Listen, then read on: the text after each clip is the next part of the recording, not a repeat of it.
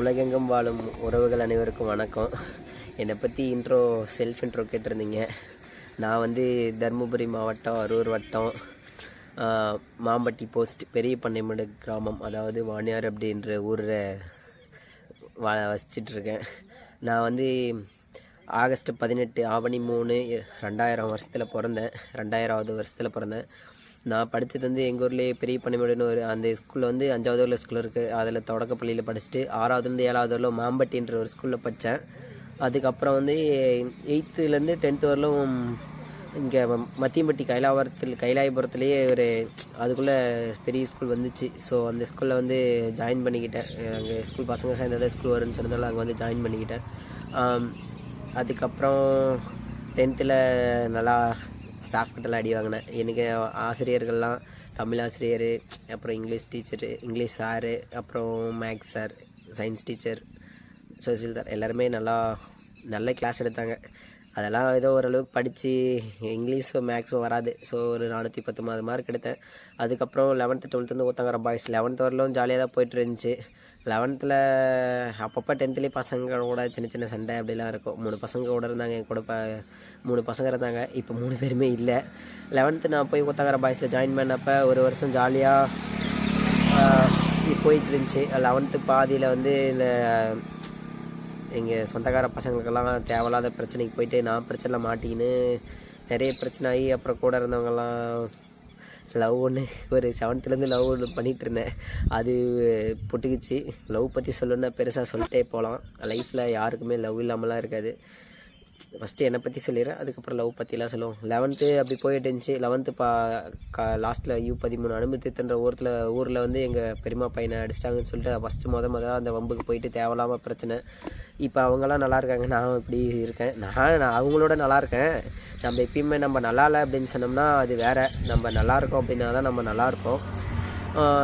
12th வந்து ஏதோ பாதி நாள் ஸ்கூல் போவேன், பாதி நாள் போக மாட்டேன், அப்படி போயிட்டு இருந்துச்சு.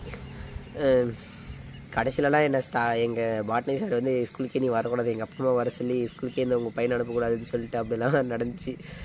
12th எல்லாமே ஓரளவுக்கு பரவாயில்ல. மேக்ஸில் மட்டும் ஜஸ்ட் பாஸ். வேடிப்பண்ண ஒரு சார் இருக்கார், தெய்வம். அவரெல்லாம் எனக்கு அடிச்சு பார்த்தாரு. பாஸ் பண்ணுறதுக்கே ரொம்ப கஷ்டமாயிடுச்சு. அடித்து பார்த்துட்டு அப்புறம் அடிக்காதே விட்டுட்டு உன்னால் எவ்வளோ முடியுதோ அவ்வளோ மட்டும் படின்னு சொல்லிட்டு ஜஸ்ட்டு பாஸ் பண்ணுற அளவுக்கு என்னை கொண்டு வந்தார். நான் இங்கே இந்த இடத்துல நிற்கிறேன், இவ்வளோ படிச்சிருக்கேன், MSc மேக்ஸ் முடிச்சிருக்கேன் அப்படின்னா அதுக்கெல்லாம் காரணம் அவர் தான். அவர் மட்டும் எனக்கு கேர் எடுத்து சொல்லித்தராமல் விட்டுருந்தா நான் இந்நேரம் ஏதாவது வேறு இடத்துல வேலை செஞ்சுட்டு ஏதோ ஒரு கூலி வேலைக்கு போயிட்டு வந்திருப்பேன். பட் அவர் கேர் எடுத்து எனக்கு சொல்லிக் கொடுத்து பக்கத்துலேயே உட்கார வச்சு ஒரு கணக்கு மட்டும் போட்டு கொடுத்துட்டு போசாமி அப்படின்லாம் சொல்லுவார். அப்படிலாம் இருந்ததுனால தான் நான் இப்போ இந்த இடத்துல MSc மேக்ஸ் முடிச்சுட்டு நான் இவ்வளோ அச்சீவ் பண்ணியிருக்கேன். MSc மேக்ஸ் அங்கே 12th அங்கே முடிச்சுன்னா 12th முடிச்சுட்டு காலேஜ் ஜாயின் பண்ணலான்னு சொல்லிட்டு தருமபுரியில் போட்டேன். தருமபுரி ஆர்ட்ஸ் காலேஜில் அதில் ஜாயின் பண்ண போட்டேன். அங்கே கிடைக்கல. அப்புறமா ஒரு வருஷம் வேஸ்ட் ஆயிருன்னு சொல்லிட்டு நான் BSc பாட்னி தான் ட்ரை பண்ணேன். பட் BSc பாட்னி கிடைக்கல. அப்புறமா கிடைச்ச கோர்ஸ் எது கிடைக்குதோ, ஒரு வருஷம் வேஸ்ட் ஆயிரும்ல, அடுத்த வருஷம் தான் மறுபடியும் போக முடியுன்றதுனால அரூர் ஆர்ட்ஸ் காலேஜில் சேர்ந்தேன். அரூர் ஆர்ட்ஸ் காலேஜில் பாட்னி தான் கேட்டேன். பாட்னி தெரியல தம்பி அப்படின்னு சொல்லிட்டு மேக்ஸ் தான் இருக்குது, ஜாயின் பண்ணிக்கோன்னு சொன்னாங்க. சரி கிடைச்ச குரூப்பை ஜாயின் பண்ணுவோன்னு சொல்லிட்டு ஜாயின் பண்ணிட்டு ஒரு 3 வருஷம் அங்கே படித்தேன். அங்கேயும் அப்படி தான் பசங்க கூட ஜாலியாக சுற்றுவேன். அப்போல்லாம் பொண்ணுங்க கூடலாம் பேச மாட்டேன். நான் பொண்ணுங்க கூட பேச ஆரம்பிச்சதே நான் ஒரு பொண்ணு லவ் பண்ணிட்டேன். அந்த தேர்ட் இயர் முடிக்கும் போது தான் அந்த பொண்ணு என் கூட பேசாத, அவங்க அப்பா அம்மாலாம் கொஞ்சம் சிக்கலாகி அந்த பொண்ணு என் கூட பேசாத போயிடுச்சு. ஸோ அப்போலேருந்து தான் நம்ம கரெக்டாக இருந்து என்ன பண்ணுறது, நம்மளுக்காக இருந்த பிள்ளை கரெக்டாக இல்லை அப்படின்னு சொல்லிட்டு நான் விட்டேன். அப்போலேருந்து தான் நான் பேச ஆரம்பித்தேன். அது வரலும் டீசெண்டாக யாருக்கிட்டையும் எந்த பொண்ணுக்கிட்டையும் பேசாமல் அப்படி தான் இருந்தேன். என் BSc முடிஞ்சிச்சு. அதில் ஒரு சின்ன அரியரு, அப்புறம் நிறைய பிட் அடிப்பேன். காலேஜெல்லாம் யாருக்கும் அவ்வளோ சீக்கிரம் கண்டுபிடிக்க முடியாது, ஆனாலும் பிட் அடிப்பேன். என்னுடைய ஸ்டாஃபுங்கெல்லாம் அது UG ஸ்டாஃபுங்கெல்லாம் வேறு level. Manimuthu sir, Palani sir, Ravi sir நல்லா பார்த்துக்கிட்டாங்க. முத்து சார் எல்லாருமே நல்லா பார்த்துக்கினாங்க. நல்லா கேராகவும் பண்ண அடிப்பாங்க. ஒரு டைம் நல்லா அடி செவனில் நல்லா சப்புன்னு வாங்கியிருக்கேன். ஒரு பொண்ணு ஒரு பெட் வச்சுங்க, நானும் என் நண்பனும் 50 ரூபா பெட் வச்சு ஒரு பொண்ணுக்கு லவ் சொல்கிறேன்னு சொல்லிட்டு சொன்னேங்க. பெட் வச்சான் என் நண்பன், தமிழரசன்றவன். வச்ச பெட்டில் நான் பெட்டுக்காக சரி அந்த பொண்ணுக்கிட்ட ப்ரப்போஸ் பண்ணி நல்லா வாங்கினேன். அந்த பொண்ணுக்கிட்ட வாங்கலை. அந்த பொண்ணு அந்த பையன் வேறு பையன் லவ் பண்ணிருந்துச்சு அந்த பொண்ணு. அது பிரச்சனையாகி அந்த பொண்ணு ஏன் காலேஜ் வரலன்னு கேட்டதுக்கு என்ன ஒரு ரீசனாக சொல்லி எங்கள் ஸ்டாஃப் கிட்ட சொல்லி சும்மா பளிச்சுன்னு நான் வாங்கினேன். அது என் லைஃப்பில் மறக்க முடியாத நினைவுகள். அதுக்கப்புறம் யூஜி முடிச்சிட்டேன். பிஜி வந்து பாப்பரேட்டிப்பட்டி ஆர்ட்ஸ் காலேஜில் ஜாயின் பண்ணேன். அங்கே ஜாயின் பண்ணிட்டு ஒரு வருஷம் அங்கே போனேன். ஏன்னா அங்கேயும் ரொம்ப செட் ஆகலை எனக்கு அந்த காலேஜ். டெய்லியும் பஸ்லேயே போயிட்டு பஸ்லேயே வர்றது. அப்புறம் ஹாஸ்டல் கிடச்சிச்சு. பட் நான் வந்துட்டேன்.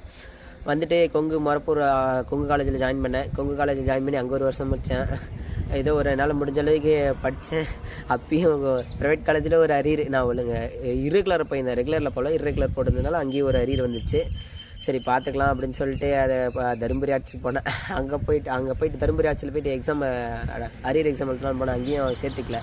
அரியர் எக்ஸாம் பார்க்க முடியாமல் போயிட்டு அங்கேயும் ஃபெயில் ஆகிடுச்சா. மறுபடியும் காலேஜில் வச்சாங்க. அதில் எழுதி போய் பாஸ் பண்ணிட்டேன். எழுதி அது ஒன்றும் பிரச்சனை இல்லை, ஏதோ பரவாயில்லன்னு சொல்லிட்டு பாஸ் பண்ணிட்டேன். அதுக்கப்புறம் வேலைக்கு அங்கே இங்கேயும் கிடைக்கிற வேலைக்கு போயிட்டுருந்தேன். அதுக்குள்ளே நிறைய ஆக்சிடெண்ட் ஆகிடுச்சு. ஒரு 4 ஆக்சிடெண்ட் ஆகிடுச்சு எனக்கு வந்து. ஃபஸ்ட்டு ஆக்சிடெண்ட் வந்து நான் காய் விற்க போயிட்டுருந்தேன். நான் ஒருத்தர் பார்க்க போயிருந்தேன். அங்கே வந்து சைடு டர்னிங்கில் தெரியாமல் நான் டக்குன்னு ஸ்ட்ரெயிட்டாக போயிட்டேன். சும்மா அடித்து வண்டிக்கு எதுவும் ஆகல. அந்த கண்ணாடி மட்டும் ஒன்று உடஞ்சிருச்சு. எனக்கு கொஞ்சம் லைட்டாக உள்ளடி தான், வெளியடியெல்லாம் ஒன்றும் இல்லை, உள்ளடி தான் விட்டுருந்துச்சு. அது ஒரு ஆக்சிடெண்ட்டு. அதுக்கப்புறம் ஊட்டியில் ஒரு இடத்துல டர்னிங்கில் பல்சர் வண்டி ஒன்று வாங்கி வச்சுருந்தேன். ஒரு 2.5 வருஷம் இருக்கும். ஆக்சிடெண்ட் 2 வருஷம் இருக்கும், 2.5 வருஷம் இருக்கும். அப்போ வந்து அந்த வண்டி தான் நான் ஊட்டியில் கொஞ்ச நாள் குன்னூருக்கு வேலைக்கு போய்ட்டுருந்தேன். ஆல்ஃபா அசோசியேட்ஸுன்ற என் நண்பர் ஒருத்தன் ஜாயின் பண்ணி விட்டான். அங்கே செஞ்சுட்ருந்தேன். அப்புறம் அங்கேயும் குன்னூர் செட் ஆகலன்னு சொல்லி வந்துட்டேன். அங்கே ஒரு இடத்துல ஆக்சிடெண்ட் ஆகிடுச்சு. அதுக்கப்புறம் எங்கள் ஊர்லேயே நல்லவர்கள்லாம் எங்கள் ஊரில் தான் இருக்காங்க.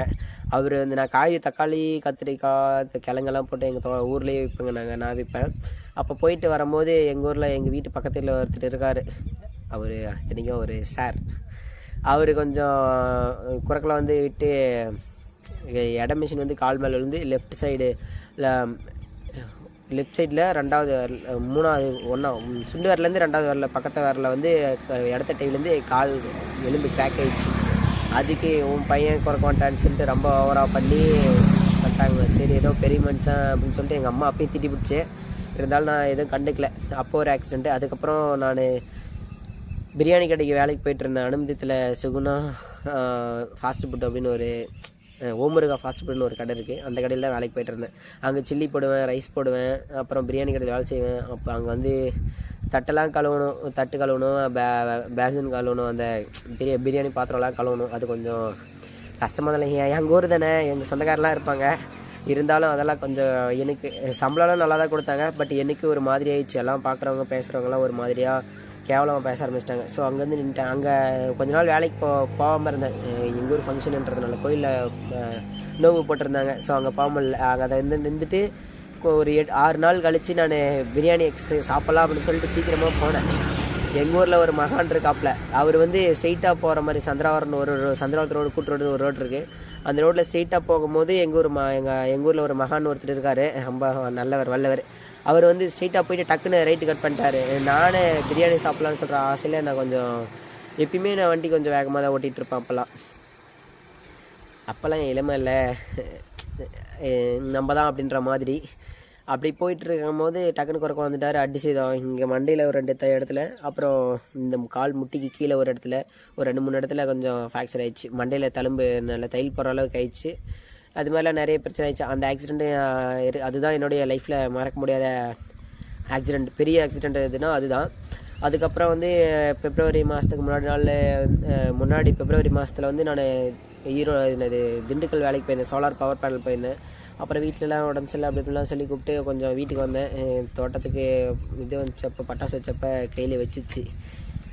வெடிச்ச இடத்துலேயே 3 விரல் பிச்சுட்டு போயிடுச்சு. அதில் கட்ட விரலில் தான் ஒரு சின்ன பீஸ் நகை கண் மட்டும்தான் கிடச்சிச்சு. பட் ஆனால் அதுவும் எப்படி சொல்கிறதுனா சுத்தமாக எப்படி சொல்கிறது, எடுத்துகிட்டு போகிறதுக்குள்ளே அங்கேருந்து நாங்கள் அடிப்பட்டவொடனே நாங்கள் ஊத்தங்கரை போன இடத்துல இல்லை இங்கே முடியாதுன்னு சொல்லி கிருஷ்ணகிரி அனுப்புனாங்க. கிருஷ்ணகிரி அனுப்புன இடத்துல அவங்க வந்து ஒரு பெட்டு கூட கொடுக்காம கீழே உட்கார வச்சு, இல்லை இந்த மணிக்கட்டோட கையில் இந்த மணிக்கட்டு இருக்குல்ல, இந்த மணிக்கட்டோட எடுத்துருவாங்க அப்படின்னு சொல்லியிருந்தாங்க. நாங்கள் இருந்துன்னு இல்லை பரவாயில்ல அப்படின்னு சொல்லிட்டு நாங்கள் வேறு இடத்துல பார்த்துன்னு சொல்லி தருமபுரி வந்தோம். தருமபுரியில் டாக்டர் சர்டிஃபிகேட் கேட்டாங்க. இவங்க டாக்டர் சர்டிஃபிகேட் கிருஷ்ணகிரி எழுதி தரல. சரின்னு சொல்லிட்டு நாங்கள் தருமபுரிலேருந்து கோயம்புத்தூர் போனோம். கோயம்புத்தூர் போகிறதுக்குள்ள அந்த விரல் இறந்துருச்சு, உயிர் போயிடுச்சு, விரலில் இருந்த இது உயிர் போயிடுச்சு அப்படின்னு சொல்லிட்டாங்க. சரின்னு சொல்லிட்டு இருக்கிறதையாவது பார்த்து ஏதாவது பண்ணலான்னு சொல்லிட்டு போனோங்க. அப்போ அங்கே கிட்டத்தட்ட ஒரு 8 மாதம் ஹாஸ்பிட்டல்லே இருந்தேன். அப்போல்லாம் ஒரு நண்பர்கள்லாம் வந்திருந்தாங்க. அது தேவைக்காக வந்தாங்க அப்படின்றது எனக்கு அப்போ தெரில. எனக்கு இப்போ தான் தெரியுது. எல்லாம் ஒரு தேவைக்காக தான் பழகுறாங்க அப்படின்றது எனக்கு இப்போ தான் தெரியுது. 8 மாதம் ஹாஸ்பிட்டலே இருந்தேன். அதுக்கப்புறம் எல்லாருமே ஊரில் வந்துட்டேன். அப்புறம் இப்போ நான் வச்சுருக்க 4S பஜாஜ். நான் எங்கள் ஊரில் ஒரு முனிசிப் விஓ அக்கா இருக்காங்க. அவங்க வந்து அந்த அண்ணா, அவங்க வீட்டுக்கார் ரமேஷ் அண்ணா, அவர்கிட்ட தான் அந்த வண்டி வாங்கினேன். 5000 ரூபாய்க்கு வாங்கினேன். இந்த வண்டி தான் இன்னும் எங்கூட இருக்குது. நல்லா மைலேஜ் தர நல்லா அதை சொல்லிடுறேன். அப்புறமா ஊரெல்லாம் வந்தோடனே எல்லாமே எனக்கு கேவலமாக பேச ஆரம்பிச்சிட்டாங்க. என்ன ஆட்டம் ஆடிட்டு தெரிஞ்சான் இவனுக்கு இப்போ பார்த்தியா மொண்டி அப்படின்னு சொல்லிட்டு கேவலமாக பேச ஆரம்பித்தாங்க. எனக்கு ஒரே அசிங்கமாக போச்சு. நம்ம எப்படியெல்லாம் வாழ்ந்தோம், ஆனால் இப்போ இப்படி சொல்லிட்டாங்களே அப்படின்னு சொல்லிட்டு. பட் அப்போ தான் யோசித்தேன், நம்மளாலேயும் ஏதாவது முடியும், யாராலையும் முடியாது, நம்மள ஏதாவது முடிஞ்சு சாதிக்கணும் அப்படின்னு சொல்லிட்டு ஒன்று யோசித்தேன். அப்படி யோசிக்கும் போது தான் எல்லாருமே யார் எது பண்ணாமல் யாராலையும் முடியாது எது அப்படின்னு சொல்லி யோசிச்சு பார்த்தேன். அப்போ என்ன ட்ரெண்டிங்கில் இருந்துச்சுன்னா இந்த லே லடாக்கு அது மாதிரிலாம் ட்ராவல் தான், அதுதான் எல்லாமே இருந்துச்சு. ஸோ எல்லாமே எதில் போனாங்க, பைக்கில், சைக்கிளில், லிஃப்ட்டு அதெல்லாம் போயிருந்தாங்க. அப்புறம் ஸ்கேட்டிங்கில் கூட போயிருந்தாங்க. நான் என்ன நினச்சேன், எல்லாத்துலேயும் இதில் போய் கிட்னஸ்லாம் வாங்கி வச்சுருக்காங்கல்ல, நம்ம ஒரு வாக்கிங்கில் போகலாம், நம்மளால் முடியும். ஏன்னா நான் ஆடு மேய்க்கிறேன். சின்ன வயசுலேருந்து கிட்டத்தட்ட ஒரு 15-16 வருஷமாக ஆடு மேய்ச்சிட்ருக்கேன் நான்.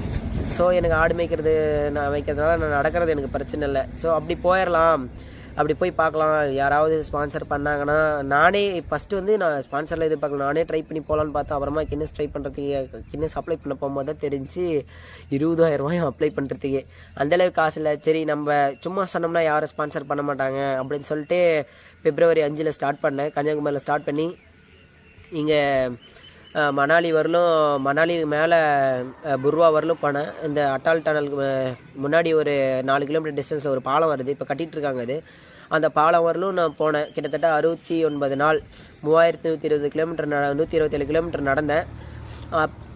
இப்போ நடந்தும் எனக்கு எந்த ஒரு சரியான அங்கீகாரம் எதுவும் கிடைக்கல. யாரும் சப்போர்ட் பண்ணலை, எதுவும் பண்ணலை. சரி விடுங்க, பார்த்துக்கலாம் அப்படின்னு சொல்லிட்டு என்னால் ஒருத்தர்கிட்ட யாருன்னா ஸ்பான்சர் எனக்கு கொஞ்சம் ஹெல்ப் பண்ணுங்கள், என்னால் முடியும் அப்படின்னு சொல்லி கேட்கறதுக்கு நான் தைரியமாக முடியும். ஏன்னா நான் நடந்திருக்கேன், அந்த நடப்பேன் அப்படின்ற தைரியமும் இருக்குது, நடந்திருக்கேன்றத என்னுடைய இதுவும் இருக்குது, தன்னம்பிக்கை இருக்குது. ஸோ இதுதான் என்னுடைய ஸ்டோரி. இன்னும் இதில் நிறைய போகணுன்னா என்னுடைய லைஃபு ஸ்பாயில் ஆனதுக்கு நிறைய காரணங்கள்லாம் இருக்குது. நானும் சராசரி மனுஷனை போல் வாழ்ந்துருக்கலாம், பட் என்னால் அப்படி வாழ முடியல. அதுக்கெல்லாம் காரணம் என்னென்னா, நான் சின்ன வயசுலேருந்தே அப்புறம் பக்கத்து என் கூட படித்த பசங்களாம் சின்ன சண்டை, அது விளையாட்டு வாக்கில் வர சண்டை, சும்மா படிப்பு 4 பேர் சேர்ந்துக்கும். என் லைஃப்பில் மறக்க முடியாத மொதல் சண்டை, வெட்டியாக போயிட்டு அடுத்தவனுக்காக போய் வம்புல மாட்டேன் சண்டை. இந்த அனந்தத்தில் ஒரு பஸ்ஸில் வந்து U13 ஒரு பஸ் போயிட்டுருக்கு. அந்த பஸ்ஸில் சண்டை நடந்து ஒரு சில்லற பசங்களுக்காக போயிட்டு என் வாழ்க்கையே ஸ்பாயில் ஆயிடுச்சு. அதை நான் என்றைக்குமே மறக்க மாட்டேன். அதை நன்றி நினச்சி பார்க்க மாட்டேங்கிறாங்க. ஒரு சொந்தக்கார பையன் அப்படின்னு சொல்லி தான் போனேன். என் பெரியப்பா பையன் அப்படின்ற போனதில் தான் நான் போனேன். அதில் தான் நான் லவ் பண்ணிட்டு இருந்ததில் நான் ஒரு லவ் சொல்கிறேங்க. நான் கிட்டத்தட்ட 7th லவ் பண்ணிருந்தோம். என் கூடயே படித்த பொண்ணு தான். பொண்ணு பேர்லாம் சொல்ல விரும்பலை, என்ன ரித்திகான்னு வச்சுக்கோங்க. அந்த பொண்ணு தான் நான் 7th லவ் பண்ணிருந்தேன். அந்த பொண்ணுக்கிட்ட ஒரு 8th அந்த பொண்ணுக்கு தெரியும். ஆனால் அந்த பொண்ணு 8th 9th 2 வருஷம் பேசலை. 10th தான் சொல்லிச்சு அந்த பொண்ணு. 10th சொல்லி 10th ஜாலியாக தான் போயிடுச்சு. பப்ளிக் எக்ஸாம் போல் ஜாலியாக போயிடுச்சு. நாங்கள் எப்படின்னா ஒன்றாவே போவோம். அந்த பொண்ணுக்கு சைக்கிளில் காற்றுல, என் சைக்கிளில் காற்று பிடிங்கிட்டு தள்ளிட்டு வருவோம். அப்புறமா அவங்க அப்பா கூட வருவோம். அதெல்லாம் ஜாலியாக இருக்கும். அந்த லெவலாம் வேறு லெவல். நிறைய நாள் எனக்காக அவங்க வெயிட் பண்ணுது, அவங்களுக்காக நான் வெயிட் பண்ணுது. அப்புறம் எக்ஸாம் டைமில் அப்புறம் 11th அவங்க வீட்டில் தெரிஞ்சிருச்சு அப்போவே. அப்புறம் 11th 12th இங்கே தீர்த்தமல்ல சேர்த்தாருன்னு சொல்லியிருந்தாங்க. நான் அவங்களுக்காக வெயிட் பண்ணியிருந்தேன், எங்கே சேர்த்துவாங்க அப்படின்னு சொல்லிட்டு வெயிட் பண்ணியிருந்தேன். அப்புறமா ஊத்தங்கரை கேர்ள்ஸ் சேர்த்துனாங்க, ஜாயின் பண்ணாங்க. நானும் ஊத்தங்கரை பாய்ஸ் ஜாயின் பண்ணேன். 11th வரலும் நாங்களாம் எஸ்என்டி, இப்போ கலைன்னு பஸ் ஓடிட்டுருக்கு. ஆனால் அதுக்கு முன்னாடி எஸ்என்டின்னு ஓடிட்டுருக்கோம். அந்த பஸ்ஸு கரெக்டாக டிரைவர் சீட்லேருந்து 3வது சீட்டு. நான் அந்த பொண்ணுக்காகவே அந்த ஸ்கூல்லேருந்து பின்னாடி பாத்ரூம் வழியாக ஒரு கேட்டு, பாத்ரூமுக்கான ஒரு காம்பவுண்ட் இப்போ ஆலா பிளாக்கில் வச்சுருக்காங்க, அதை கட்டிட்டாங்க. அப்போ நான் எகிரி குச்சி ஓடி வந்துடுவேன், இல்லை ஸ்பெஷல் கிளாஸ் கட்டி அடிச்சுட்டு வந்துடுவேன். எனக்கு மேக்ஸிமம் நான் ஸ்பெஷல் கிளாஸ் எனக்குனா வேடிப்பன் சார் தான் வைப்பார், மேக்ஸ் சார் தான் வைப்பார். அவர் வைக்கும் போது ஒரே ஒரு கணக்கு மட்டும் எழுதி கொடுத்துட்டு ஓடி வந்துடுவேன், பஸ்ஸு இல்லை சார் அப்படின்னு சொல்லிட்டு. அப்படி ஓடி வந்துட்டேன்னா இந்தாண்ட பைபாஸில் எங்கள் ஏஹெச்எம் சார், இப்போ ஒரு சுப்பிரமணியன் ஒரு சார், அவர் வீட்டில் தான் இருப்பேன். கரெக்டாக அந்த பஸ்ஸு எங்கள் ஊர்லேருந்து தீர்த்தமலையிலேருந்து ஊத்தங்கரை ஊத்தங்கரைலேருந்து ரிட்டன் போகும். அந்த ரிட்டர்ன் போகும்போது கரெக்டாக நான் இங்கேருந்து போகும்போது பஸ் ஸ்டாண்ட் போகும்போது ஏறி உட்காந்து போய் சீட்டு பிடிச்சிருவேன். அந்த பொண்ணு நானும் ஜாலியாக இருந்துச்சு. அது ஒரு வாழ்க்கை. அப்படி போயிட்டு இருந்தேங்க, ஜாலியாக போயிட்டு இருந்துச்சு 11th. அப்புறம் அந்த 11th முடிஞ்சு 11th எண்டில் அப்புறம் வீட்லேயும் கொஞ்சம் காசு பிரச்சனை வந்துச்சு. ஸோ அதனால் டவுன் பஸ்ஸில் போக ஆரம்பித்தேன். டவுன் பஸ்ஸில் போக ஆரம்பிக்கும் போது தான் இந்த பையன் எங்கள் பெரியம்மா பையன் கூட பிரச்சனை. எங்கள் பெரியம்மா பையன் என்ன சண்டை வாய் வைக்காமல் பசங்க கூட சண்டை போட்டு அப்போ கொஞ்சம் பிரச்சனையாகி அவன் அடிக்கிறான்னு சொல்லி என்னை கூப்பிட்டு நான் போய் அப்புறம் நான் தான் ஏதோ பெரிய இது மாதிரி என்ன எங்களோட பிரச்சனை வந்து நிறைய பசங்க கூட சண்டை வந்துச்சு. அது அப்படியே ஒரு பெரிய கலவரமாயிடுச்சு. அதெல்லாம் இப்போ தெரியுது, ஏன்டா இந்த சில்லற பசங்களுக்கு நம்ம போவோம். அது மாதிரி இப்போ வந்து சண்டைப்பட்ட பசங்க எல்லாமே என் கூட நல்லா இருக்காங்க, நல்ல பசங்க. இப்போ அவங்களுக்கு ரியாலிட்டி யாரால் பிரச்சனை வந்துச்சு என்ன வந்துச்சு அப்படின்றது எல்லாமே தெரியும். என்னால் எங்கிட்ட எந்த பிரச்சனை இல்லை, என்னால் எந்த பிரச்சனை இல்லை. நானும் பசங்கிட்ட அடியெல்லாம் வாங்கியிருக்கேன். நான் அடி வாங்கலை அப்படின்லாம் சொல்லலை, நானும் அடி வாங்கியிருக்கேன், நானும் அடிச்சிருக்கேன். ஸோ இப்போ நான் அடித்த பையனும் சரி, நான் அடி வாங்கின பையனும் சரி, எல்லாருமே என்கிட்ட நல்லா பேசுகிறாங்க. ஏன்னா மிஸ்டேக்குன்றது எங்கிட்ட இல்லை, அடுத்தவங்களுக்காக போய் தான் நான் பிரச்சனை மாட்டினே தவிர எனக்காக ஒரு பிரச்சனைக்கு போகல. எனக்காக போன பிரச்சனை வேறு லெவல் ஸ்டேஷன் லெவலெலாம் போயிருந்துச்சு. அதுக்கப்புறம் என் லவ் ஸ்டோரி சொல்லிடுறேன். அதுக்கப்புறம் அந்த பொண்ணு அந்த பசங்க கூட சண்டைக்கு போகிறதுனால ஒரு டைம் அந்த பொண்ணு நானும் பஸ்ஸில் ஒரே சீட்டில் உட்காந்துருக்கும் போதே பசங்க எங்கள் பக்கத்து ஊருக்கார பசங்க வந்து வேறு ஊருக்கார பசங்களை கூட வந்து அடிச்சிட்டாங்க. அந்த பொண்ணு எதுக்கு போகிற, வம்புக்கு போகிற, போவாத அப்படின்னு சொல்லி எனக்கு நிறையா அட்வைஸ்லாம் பண்ணிச்சு. பட் நான் அதை ஏதோ சொந்தமாச்சே, சொந்த பெரியப்பா பையனாச்சே, பெரியப்பா பசங்களாச்சே, ஃப்ரெண்டாச்சே அப்படின்லாம் போய் அந்த பொண்ணும் போயிடுச்சு. அப்புறம் அந்த பொண்ணு கொஞ்சம் கொஞ்சமாக எங்கிட்ட விலக ஆரம்பிச்சிருச்சு. அப்படியே விலகி இருந்தாலும் லவ்வெல்லாம் விட்டலாம் தரல, பேசிட்டு தான் இருக்கோம். அப்பப்போ பேசுவோம், பார்ப்போம். நாங்கள் அப்புறம் 12th வரலுமே இப்போ அவங்க வீட்டுக்கெல்லாம் போயிட்டு எக்ஸாம் வரப்பெல்லாம் கூப்பிட்டு வருவேன். நிறையா அப்படிலாம் போயிருந்துச்சு. அப்புறம் யூஜி வந்து இயற்கையில் சேர்த்திட்டாங்க. நான் ஏதாவது ஆர்ட்ஸ் காலேஜ் வித்யா மந்திர் அது மாதிரி காலேஜில், எங்கள் பக்கத்தில் வித்யா மந்திர்னு ஒரு காலேஜ் இருக்குது, ஃபேமஸ் காலேஜ். அந்த காலேஜில் சேர்த்துவாங்கன்னு நினச்சி நான் வெயிட் பண்ணிட்டு தான் அப்புறமா இயற்கையில் கொண்டு போய் சேர்த்திட்டாங்க. சரி பரவாயில்ல அப்படின்னு சொல்லிட்டு அங்கேயாவது ஜாயின் பண்ணும். இயற்கையில் சேர்த்திட்டாங்களா, நான் இயற்கை காலேஜ்னால் நான் அந்த பஸ் எப்படி பார்க்குறதுன்னு சொல்லிட்டு அரூர் ஆர்ட்ஸ் எனக்கு கம்ஃபர்டபுளாக, எனக்கு கோர்ஸும் வேறு கோர்ஸ் எங்கேயும் கிடைக்கல, வேறு காலேஜ் கிடைக்கல. ஸோ அந்த பொண்ணு அங்கே ஜாயின் பண்ணிடுச்சு. நான் கரெக்டாக இப்படி அனுமதித்த போய் அரூர் போனேன்னா எனக்கு அந்த பொண்ணை பார்க்க முடியாது. பட் ஆனால் தீத்தமலை பொய்ப்பட்டின்னு அரூர் போனால் அந்த பொண்ணை பார்க்கலாம். டெய்லி கிட்டத்தட்ட எங்கள் ஊர்லேருந்து பொய்ப்பட்டிக்கு 5 கிலோமீட்டர் டிஸ்டன்ஸு. அந்த டிஸ்டன்ஸில் நான் டெய்லி நடந்தே போவேன். காலையில் இங்கேருந்து 5 கிலோமீட்டர் வரும், கிட்டத்தட்ட 5 கிலோமீட்டர் கிட்டத்தட்ட வரும். கரெக்டாக தெரில, 4-5 கிலோமீட்டர் வரும். கரெக்டாக எங்கள் ஊரில் 8 மணிக்கு 7:50க்கு 8 மணிக்கு கிளம்பிடுவேன். கரெக்டாக 8:10க்கு பஸ்ஸு பார்த்துட்டு அது அந்த கட்டசம்பட்டின்னு ஒரு சட்டம்பட்டி இருக்குது, அந்த ஊரில் போயிட்டு இன்னொரு இடத்துல பார்ப்பேன். மொத்தம் 3 இடத்துல அந்த பஸ்ஸை பார்ப்பேன். அதுக்காகவே போயிட்டு இருந்தேன். மறுபடியும் சாயங்காலம் வேகமாக நடந்து சாயங்காலம் காலேஜ் கட் அடிச்சிருவேன். 3:45 மொத்தம் 3:45 கட் அடிச்சு வந்தேன்னா ஏகே தண்டா பஸ் ஒன்று வரும். அந்த பஸ்ஸில் ஏறி வந்து பொய்ப்பட்டியில் இறங்கிப்பேன். பொய்ப்பட்டியில் இறங்கி அந்த பஸ்ஸை பார்த்துட்டு பொறுமையாக மறுபடியும் நடந்து வரும். ஜாலியாக 5-5:15 வீட்டுக்கு வந்து சேர்ந்துருவேன். செம்ம ஜாலியாக தான் போயிட்டு இருந்துச்சு. கடைசியில் அந்த வீட்டில் இத்தனைக்கும் அந்த பொண்ணு கல்யாணம் பண்ணுறவங்களுக்கு இன்னும் ரீசன்லாம் ஃபுல்லாக சொல்கிறேங்க. அந்த காலேஜ் அப்படி போயிட்டு இருந்துச்சா, அது காலேஜ் முடித்தோடனே அந்த பொண்ணு வீட்டிலே தான் நின்றுச்சு. அப்புறம் ஓலா கம்பெனிக்கு இந்த ஷூ கம்பெனிக்கெலாம் ரெஸ்யூம் கொடுக்குறாங்க. நான் ஏதோ ரெஸ்யூம் கொடுத்து அந்த பிள்ளைய தூக்கிட்டு போய் கல்யாணம் பண்ணுற மாதிரி அப்படிலாம் சொன்னாங்க. பட் ஆனால் நான் அதெல்லாம் எதுவும் பண்ணலை. அந்த பொண்ணு கல்யாணம் பண்ணாலும் எனக்கும் ஆசை தான். அவங்க அம்மா வந்து கொஞ்சம் ஓவராக பேசிட்டாங்க. எங்கள் அப்பா அம்மாவை கொஞ்சம் கேவலமாக அசிங்கமாக ரொம்ப கேவலமாக பேசிட்டாங்க. ஸோ எங்கள் அப்பா அம்மா அசிங்கப்படுத்துறதுனால எனக்கு அந்த பொண்ணுக்கு தெரியுமா தெரியாதான்னு தெரில. எங்கள் அப்பா அம்மா நான் அந்த பொண்ணை தூக்கியாவது கல்யாணம் பண்ணிடலாம் அப்படின்னு நினச்சேன். அந்த பொண்ணை எங்கேயோ போயிடுச்சு. நானும் நிறைய விசாரித்தேன். அந்த பொண்ணு அப்போ ஊர்லேயே இல்லை அப்படின்னு சொல்லிட்டாங்க. தூக்கியாவது கல்யாணம் பண்ணிடலாம். எங்கள் அப்பா அம்மா அது இல்லாமல் கேவலமாக பேசிட்டாங்க. ரொம்ப கேவலத்துலேயே கேவலமாக பேசிட்டாங்க. ரொம்ப தரக்குறைவாக அசிங்கமாலாம் கேட்டுட்டாங்க. என்னால் அதை ஏற்றுக்கவே முடியல. இந்த புள்ள தெரிஞ்சு அப்புறமா அவங்க தாய் மாமா பையன் அந்த கல்யாணம் பண்ண பையன் வந்து நான் ஸ்கூல் படிக்கும் போது வந்து அந்த பொண்ணு எனக்கு சாப்பாடுலாம் கொடுக்கும், எல்லாமே கொண்டு வந்து கொடுக்கும். அந்த பொண்ணு பேர் ரித்திகா. சாப்பாடெல்லாம் கொண்டு வந்து கொடுக்கும், நான் சாப்பிடுவேன். அவங்ககிட்ட தான் கொடுக்கும். கடைசியில் அந்த பையனே கல்யாணம் பண்ணிட்டான், பையன் அவனே கல்யாணம் பண்ணிட்டான். நான் சொன்னேன் உனக்கு தெரியும் தானே இப்படிலாம் அப்படின்னு சொல்லி கேட்டேன். அந்த பொண்ணு அப்பயும் அந்த பையன் வந்துன்னு இல்லை நீ என்னடா சொல்கிறது அப்படின்லாம் நிறைய பேசிட்டான். கடைசியில் அந்த பையன் தான் கல்யாணம் பண்ணான். எங்கள் ஊர்லலாம் எல்லாருக்குமே தெரியும். அந்த பொண்ணு எங்கள் ஊரில் கொஞ்சம் பக்கத்து ஊர், எங்கள் ஊரில் பக்கத்து ஊர் தான், எங்கள் ஊர் இல்லை. ஸோ எங்கள் ஊருக்காரங்களாம் சொன்னாங்க அந்த பொண்ணுக்கு வந்து மாப்பிள்ளையை சொல்லிட்டாங்களா. ஏன்னா நான் லவ் பண்ணிட்டுக்கிறேன்னு சொல்லிட்டு வர மாப்பிள்ளையெல்லாம் சொல்லிட்டு இந்த பையன் லவ் பண்ணுறா, இப்போ மாப்பிள்ளலாம் இருக்குது அப்படின்லாம் சொல்லிட்டு இருந்தாங்க. அப்படி போயிட்டு இருந்துச்சு. கிட்டத்தட்ட ஒரு எம்எஸ்சி முடித்து நான் வரேன் பாதியில், எம்எஸ்சி பாதியில்னு நினைக்கிறேன். நான் கல்யாணம் டேட்டுக்கெல்லாம் ஞாபகத்துக்கு வச்சுக்கல. அப்போ வந்து அந்த பொண்ணுக்கு நிச்சயதார்த்த கல்யாணம்னு கேள்விப்பட்டேன். பத்திரிக்கைலாம் வச்சுருக்காங்க. எங்கள் ஊருக்காரங்களுக்குலாம் வச்சுருப்பாங்க போல். அவங்களுக்கு வந்து யார் யார் ஃபேவராக இருக்காங்களோ அவங்களுக்கு மட்டும் வச்சுருக்காங்க.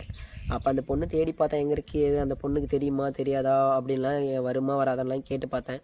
அந்த பொண்ணு என்ன சொல்லிச்சுன்னா, அந்த பொண்ணு ஸ்டெடியாக நின்றுச்சுன்னா நான் இந்நேரம் கல்யாணம் பண்ணி 2 புள்ள பெற்றிருப்பு வீட்டில் இருந்திருப்பேன். பட் ஆனால் அந்த பொண்ணு ஸ்டெடியாக இல்லை, அவங்க அப்பா தான் வேணும் அப்படின்ற இதில் நின்றுச்சு. அந்தளவுக்கு அவங்க அப்பா பாசம். அதுக்கு அப்புறம் நானே ட்ரை பண்ணேன், சரி தூக்கியாவது கல்யாணம் பண்ணிடலாம் அப்படிலாம் முயற்சி பண்ணேன். அப்புறம் அந்த பொண்ணு ஒசூர் போயிடுச்சான். அவங்க அப்பா அவங்க அம்மாவை கூட்டின்னு போயிட்டாங்களா இல்லை அந்த பொண்ணே போயிடுச்சான்னு தெரில, ரிலேஷன் வீட்டில். நானும் நம்ம எவ்வளோ முயற்சி பண்ணேன். அதுக்கப்புறம் நம்ம கையில் ஒன்றும் இல்லை, நம்மளா வாண்டடாக போய் நம்ம தூக்குறது, அப்புறம் விருப்பம் இல்லாமல் கல்யாணம் பண்ணிட்டாங்க அப்படின்னு சொல்லிட்டு கேஸ் கொடுத்துருவாங்கன்னு சொல்லிட்டு நான் அதையும் கண்டுக்கல. சரி பார்த்துக்கலாம், இது அந்த பிள்ளை நானும் கல்யாணத்துக்கு முன்னாடி 4 வரணும் வெயிட் பண்ணிட்டு இருந்தேன். சரி புள்ள வருவா அப்படின்லாம் வெயிட் பண்ணியிருந்தேன். நான் இப்போ எப்படி இருக்கிறேன்னா, இந்த பாலத்துக்கான தான் அந்த பொண்ணு போன சுகத்தில் நான் நிறைய குடிச்சிட்டலாம். இந்த பாலத்துக்கான தான் நான் நிறைய நாள் இந்த பாலத்தில் தான் வந்து உட்காந்துட்டு எனக்குலாம் நிறைய நான் அழுவேன். ரொம்ப கஷ்டமாயிடுச்சு. ஏன்னா கிட்டத்தட்ட 8.5 வருஷம் லவ்வே போயிடுச்சு. அப்போ அதுன்னும் போது அது யாராலுமே ஏற்றுக்க முடியாது. யாராலும் ஏற்றுக்க முடியுதோ இல்லை, என்னால் ஏற்றுக்க முடியல. மேக்ஸிமம் நாளாக குடித்தேன். நிறையா கெட்ட பழக்கம்லாம் அப்போதைக்கு என்னால் குடிக்கிறது தவிர வேறு எதுவும் பண்ண முடியல. அப்போ நண்பர்கள் ஒரு சிலர் கூட இருந்தாங்க, சப்போர்ட் பண்ணாங்க, விட்ரா பார்த்துக்கலாம் அப்படின்னு சொல்லிட்டுலாம். இங்கே இந்த பாலமும் அப்புறம் அங்கே ஒரு இடத்துல இருங்க காட்டுறேன். இங்கே ஒரு புளியா மரத்தை தான், என் தலைக்கு பின்னாடி ஒரு புளியா மரத்தை பார்த்தீங்களா, அந்த புளியா மரத்துக்கிட்ட தான் வந்து நான் டெய்லியும் சாராயம் குடிப்பேன். அந்த பிள்ளையை நினச்சின்னு அந்த மோரி கண்டை உட்காந்துட்டு எல்லாம் எங்கள் ஊரில் இருக்கிறவங்களாம் கேவலமாக பேசுவாங்க. இந்த பையன் பாரு குடிச்சிட்டு பைத்தியக்காரனாடு சுற்றின்னு தெரியுது அப்படின்லாம் நிறைய கேள்வி கேட்டாங்க. அது நல்லா இருந்த காலம், அது ஒரு காலம். பட் அப்போ ரியாலிட்டி என்னன்னு எனக்கு தெரியல, அப்படி போயிட்டு இருந்துச்சு. அப்புறம் அந்த பொண்ணு கல்யாணம் ஆச்சு, நானும் கண்டுக்கல. இப்போ வந்து அந்த பொண்ணு நல்லா இருந்தால் கூட எனக்கு பிரச்சனை இல்லை. அந்த பொண்ணும் இப்போ அவங்க அம்மாவோட, அந்த பொண்ணுக்கு வாழ்க்கை கெட்டதுக்கான காரணம் எல்லாமே அவங்க அம்மா தான். அவங்க அப்பா கூட என்ன, அந்த பொண்ணு என்னோட ஹைட்டாக இருக்கும், நான் கொஞ்சம் குள்ளையாக இருப்பேன். என்ன சொல்லிட்டாங்கன்னா, அவங்க பையனும் என் பொண்ணும் நடந்து போனால் அக்கா தம்பி மாதிரி இருக்கும் அப்படின்னு சொல்லி கொஞ்சம் ரொம்ப கேவலமாக பேசிட்டாங்க. பட் இருந்தாலும் பார்த்துக்கலாம் அப்படின்னு சொல்லிட்டு நான் எவ்வளவோ வெயிட் பண்ணேன், வரும்னு சொல்லிட்டு. ஆனால் வரவே இல்லை.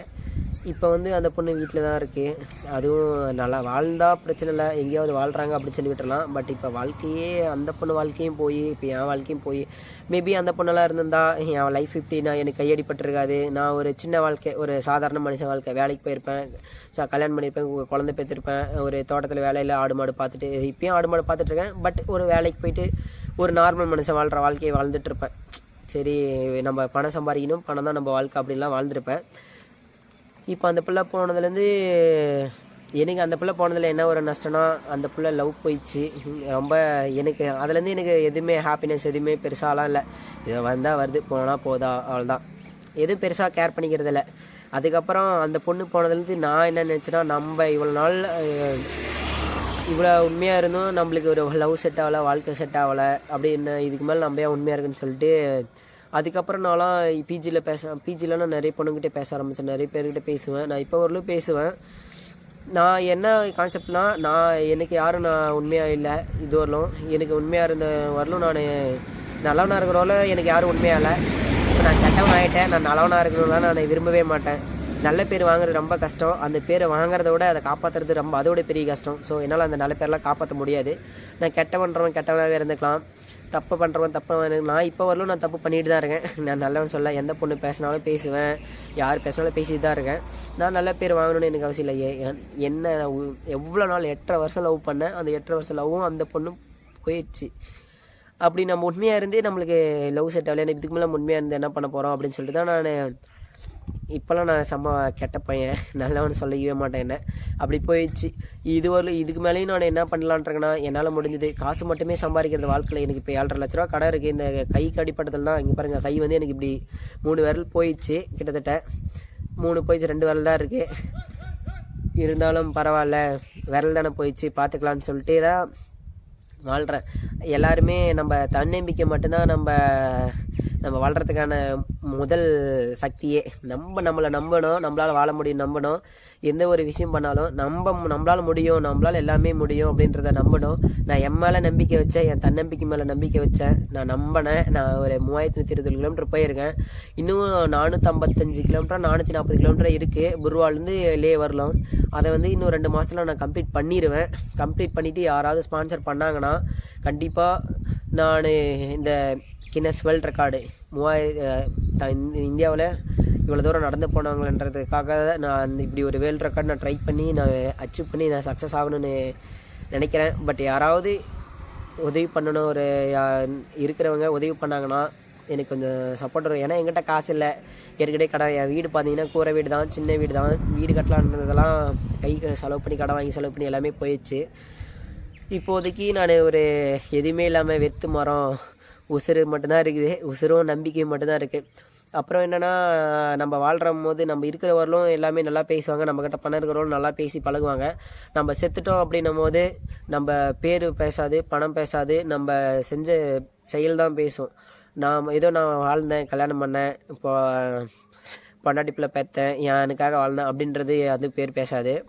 நம்மளால் முடிஞ்சது நம்ம நாட்டுக்காகவும் சரி, ஊருக்காகவும் சரி, எதுக்காகவும் சரி, நம்ம ஊருக்காக பண்ணாலும் நம்மளால் ஒரு ஜீவன் நல்லா இருக்கா, சந்தோஷப்படுதா அப்படின்றத நம்ம பார்க்கணும். அதை யோசித்தேன், எது நல்லாயிருக்கும் எது நல்லா இருக்காது. நம்ம மனுஷங்க எப்பயுமே பச்சோந்தியோட மோசமானவங்க மனுஷங்க.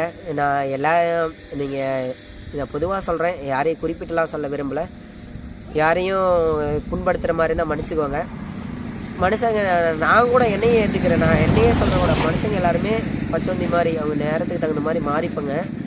ஆனால் விலங்குகள் அப்படி இல்லை. மனுஷங்க என்னால் சந்தோஷமாக இருக்காங்களோ இல்லையோ, 4 விலங்குகள் 4 பறவைகள் என்னால் சந்தோஷமாக இருக்கணும் அப்படின்னு நினைக்கிறேன். ஸோ அதுக்காக என்ன யோசிச்சேன்னா, நம்ம Vivek sir, actor Vivek sir, அவர் எவ்வளோ மரம் நட்டிருக்காரு.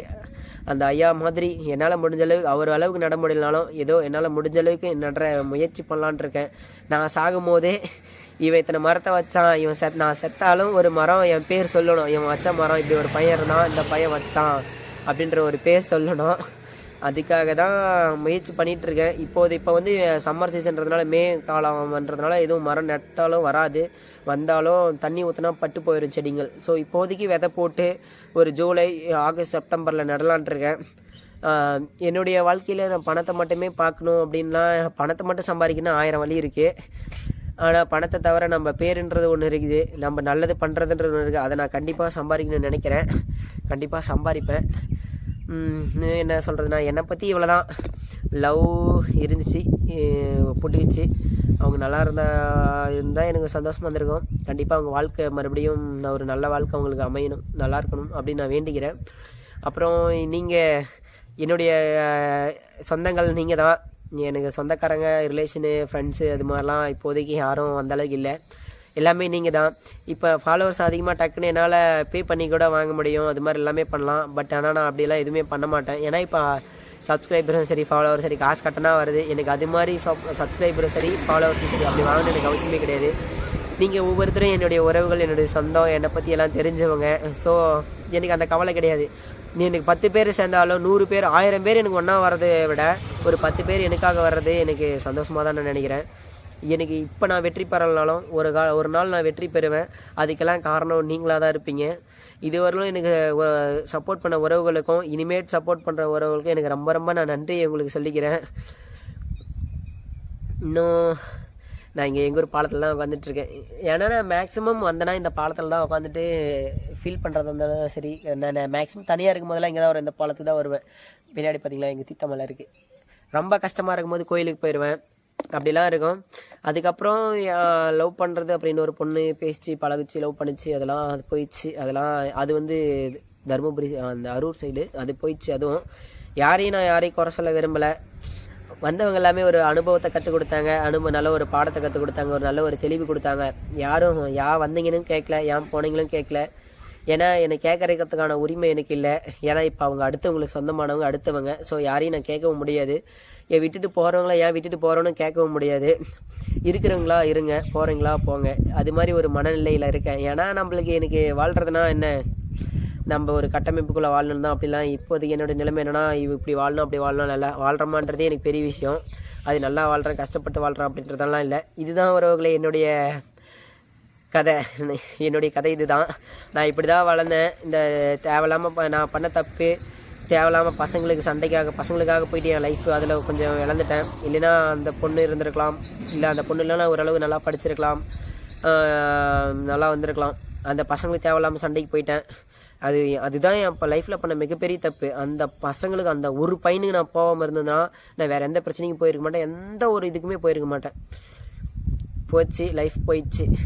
அதுக்கப்புறம் இப்போ கை போயிடுச்சு. கையடிப்பட்டதெல்லாம் இல்லை, பரவாயில்ல பார்த்துக்கலாம், நம்மளுக்கு கடவுள் பெருசாக கொடுக்குற கஷ்டத்தை சின்னதாக கொடுத்துருக்காருன்னு சொல்லிட்டு நான் ஏற்றுக்கிட்டு வந்துட்டேன். இவ்வளோ நாள் நம்ம ஏதோ வாழ்ந்துட்டோம். இதுக்கு மேலே வாழ்கிறதையாவது நம்ம ஒரு பிரயோஜனமாக, நம்மளுக்காக இல்லைனாலும் நம்மளை நேசிக்கிற உறவுகளுக்காகவும் உயிருக்காலுக்காகவும், ஐந்தறிவு ஜீவனாக இருந்தாலும் சரி, 6 அறிவு ஜீவனங்களாக இருந்தாலும் சரி, அவங்களுக்காக வாழலாம் அப்படின்னு ஒரு எண்ணத்தில் இருக்கேன். நம்ம என்ன தான் வாழ்ந்தாலும் நம்மளுக்காக வாழ்கிறதுன்றது. இந்த பஸ் வருது, இருங்க காட்டுறேன். இந்த பஸ்ஸு தான் அந்த பஸ்ஸு. டெய்லி இந்த டைம் தான் போகும் அந்த பஸ்ஸு. இப்போ கலைன்னு பேர் மாற்றிருக்காங்க. அப்போ எஸ்என்டின்னு இருந்துச்சு, 3வது சீட்டு அதில் நாங்கள் பிடிச்சிட்டு நான், நிஷாக்கா, அப்போ நிஷான்னு ஒரு அக்கா இருந்துச்சு, அந்த அக்கா, நான், அப்புறம் அந்த பொண்ணு எல்லாம் 3 சீட்டு பிடிச்சி உட்காந்துட்டு வருவாங்க. அந்த வாழ்க்கை ரொம்ப ஜாலியாக இருந்துச்சு, போயிடுச்சு. ஆனால் அந்த பொண்ணு போனாலும் அதோட நினைவுகள் இருக்கு இல்லையா, அது ஜாலியாக இருக்குது. நினைக்கும் போது ஒரு ஆறுதலாக, அந்த பொண்ணு இல்லைனாலும் அந்த நினைவு பரவாயில்ல, இப்படியெல்லாம் நம்ம வாழ்ந்து சந்தோஷமாக இருந்தோம். வாழும் போது தெரியல, அந்த பொண்ணு போன பின்னாடி தான் தெரியுது. அந்த பொண்ணுக்கு தெரியுமா தெரியாதான்னு தெரில, ஆனால் எனக்கு தெரியும் என்னுடைய வாழ்க்கை அந்த பொண்ணு கூட இருக்கும்போது ஜாலியாக சந்தோஷமாக இருந்துச்சுன்னு.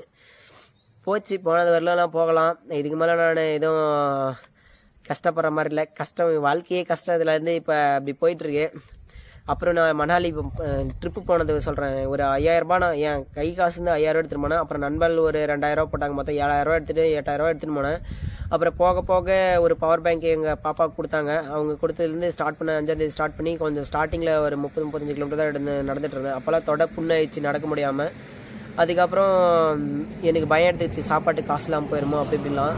போகிற வழியில் நிறைய பிரச்சனை, சாப்பாட்டு பிரச்சனை தான் எனக்கு நிறைய வந்துச்சு. சாப்பாட்டு பிரச்சனை, காலில் கொப்பளம் போட்டு நிறைய சிக்கல்லாம் வந்துச்சு.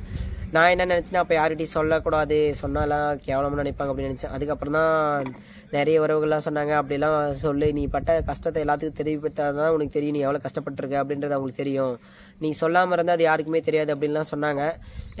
மத்திய பிரதேசத்துலாம் சாப்பாட்டுக்கே ரொம்ப ரொம்ப கஷ்டமாயிடுச்சு. மேலே போக போக ஒரு வேளை சாப்பாடு, ஒரு சமோசா கூட கிடைக்காது. ஒரு டீ எப்போயாவது ஒரு டைம் தான் வரச்சாயா அந்த பக்கம் கிடைக்கவே கிடைக்காது. ஒரு பரோட்டா, ஒரு சப்பாத்தி தான் அதிகமாக இருக்கும். ஒரு பரோட்டாலாம் ஆசையாக சாப்பிட்னா கூட இருக்காது. சப்பாத்தி கொடுத்தாலும் 4 சப்பாத்தி வைப்பாங்க, பருப்பு குழம்பு வைப்பாங்க, அதையே 100 ரூபா 150 ரூபா வரலாம் சொல்லுவாங்க.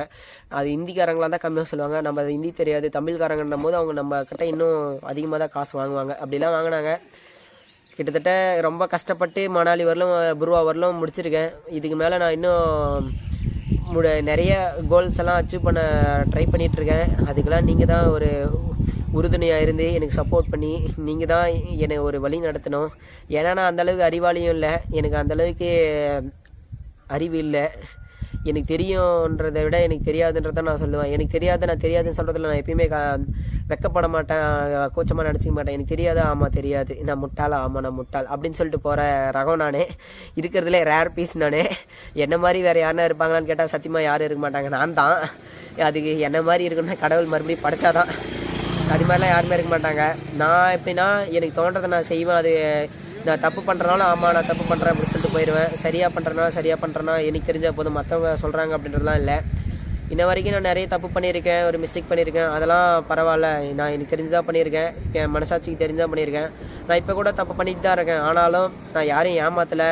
எந்த ஒரு பொண்ணையும் சரி பையனையும் சரி ஒரு வார்த்தையை சொல்லிவிட்டு அந்த வார்த்தையை காப்பாற்றாமல் நான் ஏமாத்துனது கிடையாது. அப்படி நான் ஏமாத்துறதே இல்லை, ஏமாத்தலை. யார்கிட்டையும் இந்த இப்படி பண்ணுறேன்னு சொல்லிட்டு ஏமாத்தலை. எதுவாக இருந்தாலும் உண்மையாக நான் தப்பு பண்ணுறேன்னா ஆமாம் தப்பு பண்ணுறேன், பேசுகிறேன் இல்லையா இல்லை அப்படின்ற நிலைமையில தான் நான் இந்த வரல வந்துட்டுருக்கேன். ஏன்னா பொய்யான நம்பிக்கையிலால் நான் ஏமாந்துருக்கேன். இழந்தது எனக்கு நிறைய அதிகம். வாழ்க்கையை இழந்தெல்லாம் இருக்கேன், வாழ்க்கையை இழந்துட்டுருக்கேன். நான் பொய்யான நம்பிக்கையால் நம்பி நான் ஏமாந்துருக்கேன்.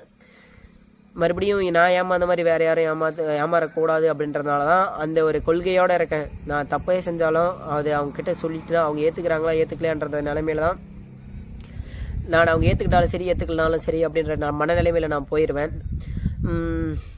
என்னை பற்றி சொல்கிறதுக்கு அவ்வளோதான். இவ்வளோ கஷ்டம், இவ்வளோ ஸ்ட்ரகிள், இன்னும் ஸ்ட்ரகிள் ஏதாவது இந்த ஆக்சிடென்ட் சொல்லிட்டேன், லவ் சொல்லிட்டேன், லைஃப் ஃபேமிலி பேக்ரவுண்டு அந்தளவுக்கு நாங்கள் பெரியலாம் இல்லை. எங்கள் நிலம் வந்து ஒரு விட்டனா ஒரு கரடு மாதிரி விட்டாங்க. அதுலேயும் 2-3 சென்ட் கம்மியாக தான் விட்டுருக்காங்க எங்கள் பங்காளி வீட்டார் சரியான பிரச்சனை. அது சொல்லணும்னா இன்னும் நிறைய சொல்லிட்டு போகலாம். எங்கள் அண்ணா வந்து என் ஃபேமிலி பற்றி சொல்லணும்னா நானே, எங்கள் அப்பா, எங்கள் அம்மா, எங்கள் அக்கா, எங்கள் அண்ணா, நான். எங்கள் அண்ணா வந்து நான் 9th படிக்கும் போது இறந்துட்டார். அவர் நான் லவ் பண்ண பொண்ணோட அக்காவை தான் லவ் பண்ணிகிட்டு இருந்தார். அவங்களுக்குள்ள பிரச்சனையா இல்லை வேறு ஏதாவது பிரச்சனையா இல்லை யாராவது அடித்து தூக்கு வச்சிட்டாங்களா அப்படின்றதெல்லாம் எனக்கு தெரியல. நான் அப்போ வந்து நான் சேலத்தில் எங்கள் மாமா வீட்டில் இருந்தேன். எங்கள் அண்ணன் முடிஞ்ச கூட என்ன பார்க்க விடல. நான் இங்கே தான் இங்கே பக்கத்தில் தான் எங்கள் அண்ணன் குழி கூட இருக்குது, அந்த ஆற்றுக்காண்டு தான் இருக்குது. எங்கள் அண்ணன் மூஞ்சி கூட பார்க்கவே இல்லை. போஸ்ட்மார்ட்டம் பண்ணி இந்த மூஞ்சில் இங்கே மூஞ்சி மட்டும்தான் தெரியும், அது மாதிரி தான் காட்டினாங்க. அதெல்லாம் மறக்க முடியாத விஷயம். அதெல்லாம் மூஞ்சி கூட பார்க்க விடாத அளவுக்கு பண்ணிட்டாங்க. அதில் எங்கள் நகை திருடு போயிடுச்சு. எங்கள் அப்பா நாங்கள் ஃபஸ்ட்டில் நல்லா தான் இருந்தோம். நகை எங்கள் சொந்த ஊர்லேயே வேறவங்க திருடிட்டாங்க. அது திருடு போயிடுச்சு. அதுக்கப்புறம் எங்கள் அண்ணன் இறந்துட்டான், தூக்குப்பட்டு இறந்துட்டான். அதுக்கப்புறம் எங்கள் அண்ணன் இறந்ததுலே நடுப்புள்ள இறந்துட்டான். 3வது பிள்ளைக்கு எங்கள் குல வழக்கத்தில் மூக்குத்தவங்களாம் பாருங்கள். இந்த இடத்துல நான் மூக்குத்தி இருப்பேன். 2 வருஷம் கிட்டத்தட்ட 2.5 வருஷம் போட்டிருந்தேன், மூக்குத்தி போட்டிருந்தேன். எங்கள் ஸ்கூல்லலாம் நான் 12th படித்த ஸ்கூல்லலாம் போய் 11th 12th ஊத்தாங்கில் போய் கேட்டால் என் மூக்குத்தின்னு சொன்னால் எனக்கு தெரியாத ஆளே இல்லை. அந்தளவுக்கு எல்லா ஸ்டாஃபுக்கும் தெரியும், எல்லாத்துக்கும் தெரியும். நான் மூக்கு தான் குத்திட்டு இருப்பேன், மூக்குத்தி போட்டுட்டு இருப்பேன். எங்கள் குல வழக்கத்தில் போடுவாங்க ஏதாவது இறந்துட்டாங்கன்னா அப்படின்னா. நான் 11th 12th முடிச்சுட்டு போகும்போது தான் அதை கழட்டிட்டேன். எங்கள் ஒருத்தர் ஸ்டாஃப் வந்துன்னு இல்லை போடக்கூடாது, கழட்டி தான் ஆகணும்னு சொல்லி கழட்டிட்டேன். அப்புறமா கோயிலில் போய் வச்சு கழட்டிட்டு வீட்டில் வச்சுருக்கேன். அது இன்னும் வச்சுருக்கேன். நான் என்னென்னா எங்கள் அண்ணனை இழந்ததுதான் நான் ரொம்ப பெரிய இழப்பாக நினைக்கிறேன். எங்கள் அண்ணன் இருந்திருந்தால் எனக்கு இப்படி நடந்திருக்காது. எந்த ஒரு யாருக்காகவும் நான் நின்றுக்கூடாது. இப்போ வரலாம் அண்ணன் தம்பின்னு சொல்லிக்கிறதுக்கு பெரியப்பா பசங்க, சித்தப்பா பசங்க, அண்ணன் அப்படிலாம் இருக்காங்க. பட் அந்தளவுக்கு இருந்தாலும் என் அண்ணன் அப்படின்னு சொல்லிக்கிற அளவுக்கு, என் உருத்தான அண்ணன் அப்படின்னு சொல்லிக்கிற அளவுக்கு, எதனா ஒன்று நான் கூப்பிட்டா நிற்கிற அளவுக்கு, தம்பி எனக்கு கண் கலக்கி கூட நிற்கிற அளவுக்கு அண்ணன் யாரும் எனக்கு இல்லை அப்படின்னா வெளியில் இருக்காங்க. ஸோ உறவுகள் தான் எனக்கு இப்போதைக்கு இந்த ட்ரிப்பு வந்ததுலேருந்து எனக்கு நிறைய அண்ணங்கள் கிடச்சிருக்காங்க, நிறைய தம்பிகள் கிடச்சிருக்காங்க, நிறைய அக்கா, பெரியப்பா, பெரியம்மா, சொந்தங்கள். இதெல்லாம் உண்மையான உறவுகள். எங்கள் ஊரில் நான் இதுக்கு வரதுக்கு முன்னாடி இருந்தவங்களாம் யாருமே அந்தளவுக்கு இல்லை, உள்ளே ஒன்று வச்சுன்னு வெளியே ஒன்று தான் பேசியிருந்தாங்க. ஆனால் என் அண்ணன் அப்படின்னா எனக்காக நின்றுருப்பான். நான் என் வாழ்க்கையில் இழந்தேன், என் கையை இழந்த இழப்போட எங்கள் அண்ணனை இழந்தது தான் எனக்கு பெரிய இழப்பாக நான் சொல்லிக்கிறேன். அந்த பொண்ணு போனதும் பெருசாக தெரில எனக்கு. பொண்ணு லவ் பண்ணி போனது கூட பெருசாக தெரில, எனக்கு கையடி படுறது கூட பெருசாக தெரில. எங்கள் அண்ணன் இல்லை அப்படின்றது தான் எனக்கு இதுலேயே பெரிய இழப்பு. எங்கள் அண்ணன் மூஞ்சி கூட பார்க்க முடியாத அளவுக்கு போயிடுச்சு. பட் இருந்தாலும் எல்லாமே ஒரு அனுபவம் தானே. கஷ்டம் இருந்தால் தான் ஏதாவது சாதிக்க முடியும். பட் ஆனால் எனக்கு இன்ன வரலும் கஷ்டமாகவே தான் போயிட்டுருக்கு. என்றைக்கு அந்த கஷ்டம் தீரும்னு தெரியல. ஒரு நாள் கண்டிப்பாக எனக்கான நாள் வரும். அந்த நாளில் நான் ஜெயிச்சு காட்டுவேன். அப்போ எல்லாருமே சொல்லுவாங்க, அடுத்தவங்களுக்காகலாம் நான் வாழல, எனக்காக வாழ்கிறேன். இப்போவே நான் ஜெயிச்சிருக்கேன்றது தான் நான் சொல்லிக்கிறேன். என்னால் முடிஞ்சது நான் ஜெயிச்சிருக்கேன். இவ்வளோ இனிமேலும் நான் ஜெயிப்பேன். எவ்வளோ முடியுதோ நீங்கள் உங்களுடைய சப்போர்ட்டில் தான் நான் இருப்பேன். எங்களுடைய சப்போர்ட் மட்டும்தான். யாரையுமே நான் மற்றவங்கள நம்பி என் பெரியப்பா பசங்க யாரையும் நம்பியெல்லாம் இல்லை. நான் எல்லாமே நம்பி இருக்கிறதுலாம் உங்களை மட்டும்தான் நம்பி எல்லாமே இருக்கேன். எங்கள் அண்ணன் நினச்சா இப்போ கூட அழுகையாக வருது. என்ன பண்ணுறது, அந்தளவுக்கு எங்கள் அண்ணன் எனக்கு ரொம்ப பிடிக்கும். எங்கள் அண்ணனை பார்க்க முடியாத கூட அப்படிலாம் போயிடுச்சு. இங்கே தான் இந்த இடத்துல தான் வச்சுருக்காங்க, பக்கத்தில் தான் இருக்குது. அப்படிலாம் போயிடுச்சு. என்ன பண்ணுறது, வாழ்க்கை என்ன, எல்லாத்தையும் அனுபவிச்சு தான் ஆகணும். இன்பமோ துன்பமோ எல்லாமே சரிசமமாக, நம்ம எல்லாமே இன்பமாக இருந்தாலும் சரி துன்பமாக இருந்தாலும் சரி ஒரே நிலைமையில் எடுத்துக்கிட்டோம்னா நம்மளுக்கு அது பெருசாக தெரியாது. என்னை பற்றி இவ்வளோ தான். இன்னும் ஏதாவது நான் விட்டுருக்கிறேன், நான் நிறைய விட்டுருக்கேன், ஷார்ட்டாக சொல்லியிருக்கேன். இதுதான் என்னை பற்றியான ஸ்டோரி. இன்னும் சொல்லிட்டு போனால் நிறைய இருக்குது. எங்கள் பங்காளிங்க எங்கள் அப்பா அம்மாவெல்லாம் அடித்து நிறைய பிரச்சனை விட்டு, நிறைய நிலம் கம்மியாக விட்டு, அப்புறம் உண்டை காட்ட எங்கள் அப்பா அம்மா 2 பேர். நான் எங்கள் தோட்டத்தை நான் காட்டுறேன், அது எங்கள் அப்பா அம்மா மட்டும்தான் நிறவி இருக்காங்க. அவங்களே நிறவி மாட்டில் நிறவி, அதுக்கே கிட்டத்தட்ட ஒரு 10 லட்சத்துக்கு பக்கமாக செலவாயிடுச்சு. காட்டில் நிறவி எங்கள் அப்பா அம்மா 2 பேர் வேலை செஞ்சு, மேபி வேறு நிறைய பேர் ஜேசிபி அதெல்லாம் கூட்டு வந்தால் நிறைய செலவாயிருக்கும். 2 பேர் செஞ்சு. அப்புறம் ஏதோ நிறைய போயிடுச்சு. இதுதான் என்னுடைய கதை. இந்த ரமேஷ்னா இதுதான் எங்கள் ஊரில். இப்போ வரலாம் கேட்டால் கூட அவன் ஒரு ஃப்ராடு பையன், அவன் ஒரு எகிடி. ஃப்ராடு பையன் சொல்ல மாட்டாங்க, அவன் ஒரு எகிடி. யார் என்ன சொன்னாலும் நான் அப்படி தான், என்னை மதித்தாதான் நான் மதிப்பேன். என்னை மதிக்கல அப்படின்னும் போது நான் இருந்த காலத்தில், நான் இப்போ வெளியே ட்ரிப்பு போகாத வரலும் என்னை மதித்தாதான் நான் மதிப்பேன், மதிக்கலையா மதிக்க மாட்டேன். அப்படி இருந்தேன். அது ஒரு காலம்ல, நம்மளுக்கு தெரியாத வரலும் இளமைன்னும் போது நம்மளுக்கு தெரியாது. அப்படி தான் இருந்தேன். இப்போலாம் பேசுகிறீங்களா எதாக இருந்தாலும் சிரிச்சுட்டு சரி பார்த்துக்கலாம் விடுங்க அப்படின்னு சொல்லிட்டு போயிடுவேன். இப்போ வரல எங்கள் ஊரில் என்னை பற்றி கேட்டால் அவன் ஒரு எகிடி பையன், தெனாவிட்டு அவனுக்கு கொழுப்பு, அவன் இதுக்கு தான். இப்போ எனக்கு கையடி படத்துலாம் என் கண்ணார சொல்லியிருக்காங்க, எங்கள் அப்பாக்கிட்டே சொல்லியிருக்காங்க. இவெல்லாம் அவன் ஆடின ஆட்டத்துக்கு தான் இப்போ கையடிப்பட்டு உட்காந்துக்கிறான் அப்படின்லாம் சொல்லியிருக்காங்க. வண்டியை நான் அப்புறம் வண்டி ஒன்று வாங்கினா எங்கள் ஊருக்கார குறக்கு பையன் சந்திரத்து ரோட்டு குறக்குறான்னு சொன்னான். அந்த பையன் குறக்கு அப்புறம் ஆக்சிடென்ட் ஆயிடுச்சு. எங்கள் அம்மா அந்த வண்டி ஓட்டக்கூடாது, அது நிறைய வேகமாக ஓட்டுறேன்னு சொல்லிட்டு ஓட்டக்கூடாதுன்னு சொல்லிட்டாங்க. நானும் சரி விட்டுட்டேன். எவ்வளவோ அப்பா அம்மா பேச்சு கேட்காம வந்துட்டேன். இதுக்கு மேலே கேட்பேன்னு சொல்லிட்டு வண்டி விட்டுட்டேன், எல்லாமே விட்டுட்டு அப்புறமா இப்போ இந்த 4S பஜாஜ் வச்சுருக்கேன்.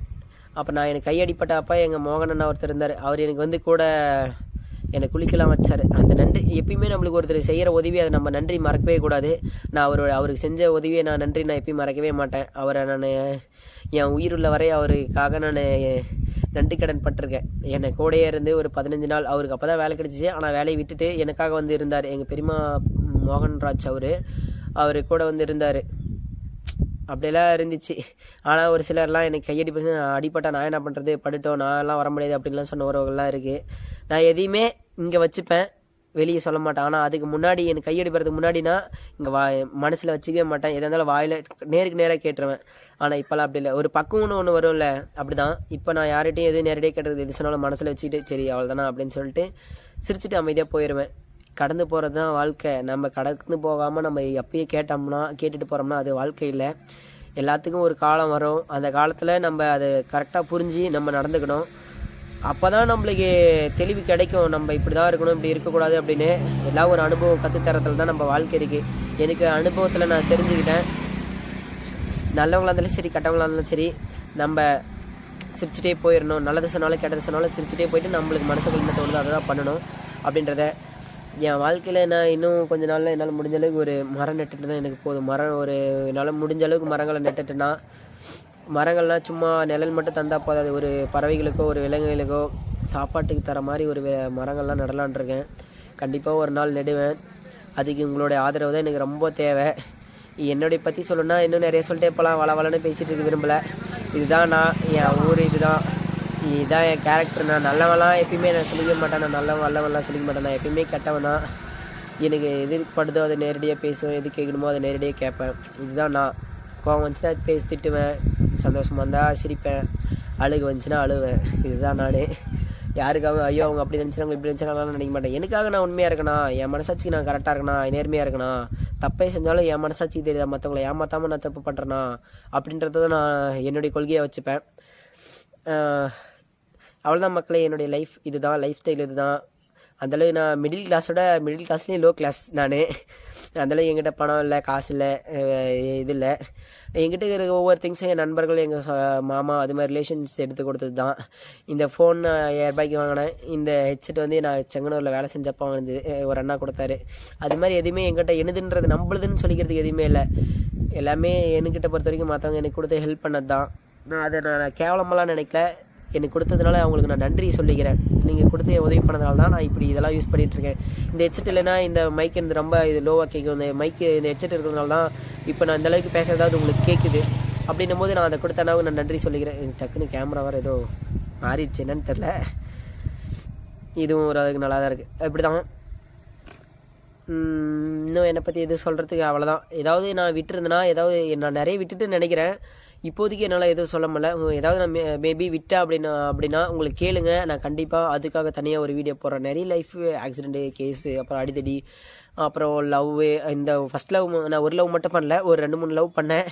நான் சொல்கிறது ஒரு லவ் மட்டும்தான் சொல்கிறேன். ஏன்னா எனக்கு ஒன்று நம்ம நினைக்கிறோம் அப்படின்னும் போது அடி மனசுலேருந்து அழுக வர லவ் அப்படின்னா இந்த பொண்ணு தான். அப்புறம் இப்போ வரல எனக்கு கேர்டேக்கர்ஸ் பசங்க யாரும் இல்லை, பொண்ணுங்க தான் இருக்காங்க.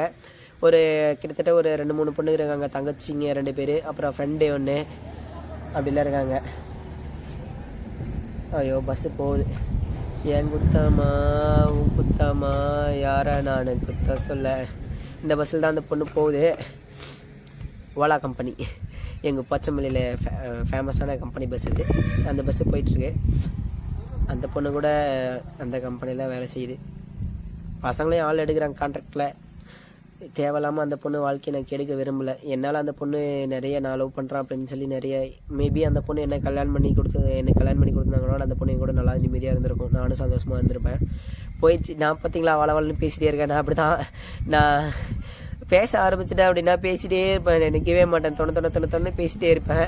ஸ்டார்டிங் மட்டும் தான் எனக்கு பேசுறது கொஞ்சம் திக்கும்.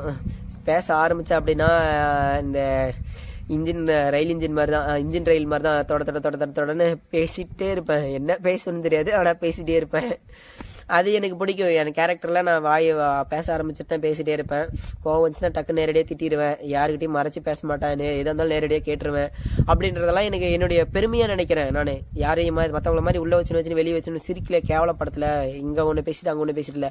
எதாக இருந்தாலும் நேரடியாக பேசிடுவேன், எதாக இருந்தாலும் நேரடியாக கேட்பேன். அப்படின்றதெல்லாம் நான் பெருமையாக நினச்சிக்கிறேன். என்ன அவ்வளோதான் உறவுகளே, என்னை பற்றி இவ்வளோதான். நீங்கள் ஏதாவது கேட்கணும் நான் விட்டுருந்துக்கலாம். நீங்கள் கேட்கணும் மீதியெல்லாம் கேட்கணும்னு நினச்சிங்கன்னா கண்டிப்பாக கேளுங்க.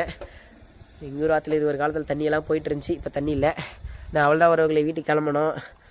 வீட்டில் தேடலாம் மாட்டாங்க, இங்கே தான் கோயிலுக்கான தான் இருப்பேன்னு தெரியும். நன்றி உறவுகளே. என்னுடைய செல்ஃப் இதுதான். நான் நிறைய விட்டுருக்கேன். உங்களுக்கு ஏதாவது இன்னும் கேட்கணுன்னு தோணுச்சுன்னா கேளுங்க. கண்டிப்பாக அதுக்கு தனித்தனியாக சின்ன சின்ன வீடியோவாக போடுறேன். நீங்கள் உங்களுடைய ஆதரவு தான் எனக்கு ரொம்ப முக்கியம் உறவுகளே. நீங்கள் ஆதரவு கொடுத்தீங்கன்னா தான், உங்களுடைய ஆதரவு தான் என்னுடைய நம்பிக்கை. எவ்வளோ பேர் நம்பிக்கை ஆதரவு கொடுக்குறீங்களோ. எனக்கு ஒரே நாளில் நான் பெரிய ஆளாக ஆகணும்லாம் இல்லை.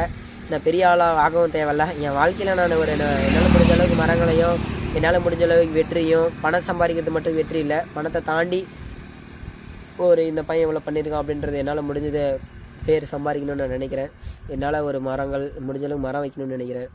அதுக்கெல்லாம் நீங்கள் தான் சப்போர்ட் பண்ணி உதவி பண்ணணும். நன்றி உறவுகளே, மனமார்ந்த நன்றிகள். நீங்கள் இல்லைன்னா நான் இல்லை. இந்த நிலைமைக்கு நான் இருக்கிறேன்னா நீங்கள் தான் இவ்வளோ சப்போர்ட்டாக இருக்கிறீங்க. ரொம்ப ரொம்ப நன்றி உறவுகளே. பாய் பாய்.